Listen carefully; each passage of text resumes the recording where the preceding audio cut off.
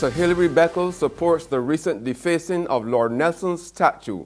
That's our top story in our Barbados Today morning news update for Tuesday, December the 5th. I'm Emmanuel Joseph. Thanks for joining us.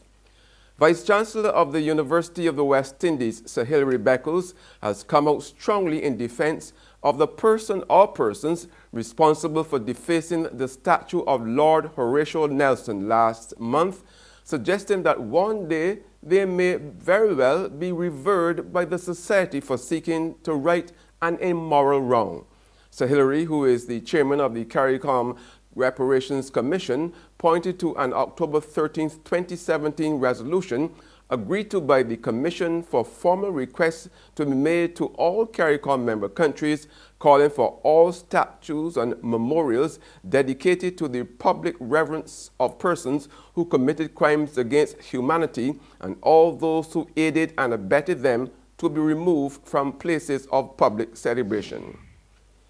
At least one prominent resident who has been adversely affected by the offensive garbage dump at Lower Estate, St. George, is suggesting that last week's abatement notice issued by the Ministry of Health ordering the closure of the landfill may have been politically motivated. Now, even though former president of the Barbados Association of Medical Practitioners, Dr. Carlos Chase, is happy that the ministry has finally taken action, he is disappointed that it took the government department 2 years to respond to a number of written complaints by residents. As a resident, I'm pleased the ministry decided to act. It's come 2 years after individuals had got written to them.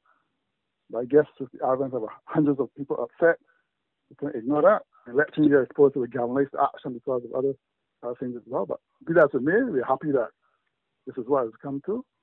And we hope that the matter will be resolved timely, speedily, and will be rid of the menace.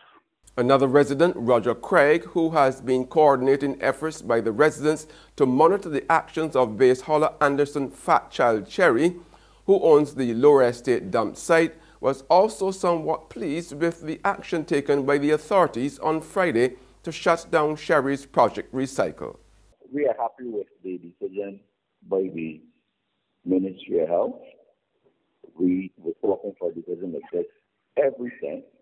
We are glad that they have actually stepped in now, along with other government agencies, and more or less give us what we were asking for.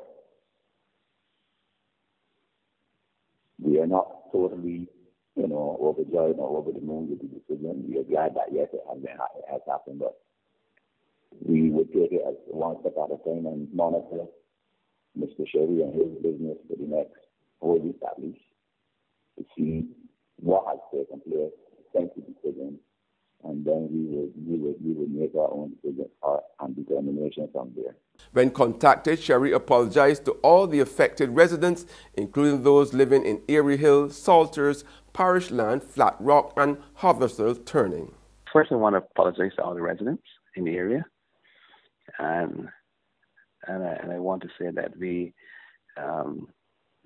will be looking into the matter. It's unfortunate what happened, and we will be meeting with the ministry in the coming week to see how we can start executing their request. In other news now, a 29-year-old laborer who yesterday pleaded guilty to robbery will in turn be robbed of spending Christmas with family and friends. Levi Bourne of Concrete Alley, St. Michael, was remanded to prison until December the 29th, when he must return before Magistrate Christy Coffey Sargent for sentencing. There's regional and international news after this short break.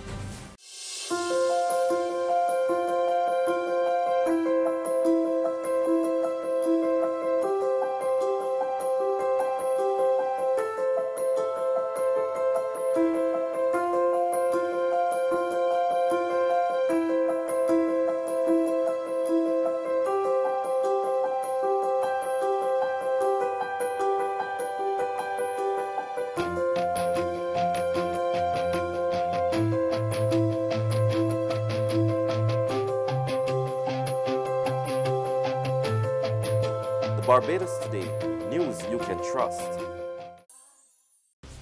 Welcome back with news from the region now. A human fetus has been found in a garbage disposal site at View Fort St. Lucia. The gruesome find was discovered early yesterday morning by a sanitation worker. Police are investigating. In Jamaica, police have readjusted their crime-fighting strategy due to the violence crippling St. James, where more than 300 people have been murdered there so far this year. Commanding Officer for Division 1, Assistant Commissioner of Police Donovan Graham said 89% of those died from the gun. I have been having dialogue with my counterparts from the Jamaica Defense Force, and we are starting the planning going right down into the Christmas season and beyond, where we will have increased joint deployment. We will see an increase in operational activities.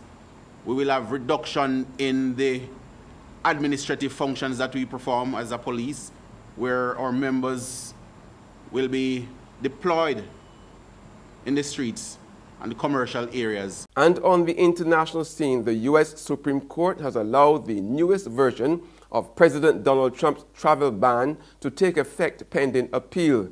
This is the first time justices have allowed any addition of the ban to go forward in its entirety.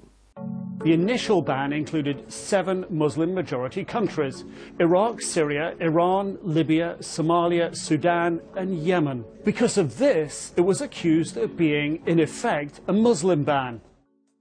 After several revisions, including dropping Iraq from the ban, this latest version includes 3 new countries: Chad, North Korea, and Venezuela, and removes Sudan. Each country will now be under its own different set of travel restrictions. But the US has few visitors from North Korea. Almost all are UN diplomats who won't be affected by the new restrictions. The ban only includes certain Venezuelan government officials and their immediate family members, and less than 200 people born in Chad emigrated to the US in 2015. So why were these countries added? US officials say that only countries who fail to meet new minimum standards for identifying and screening travelers to the US have been included. But critics claim this latest ban is designed to hide the real fact that it is still a Muslim ban.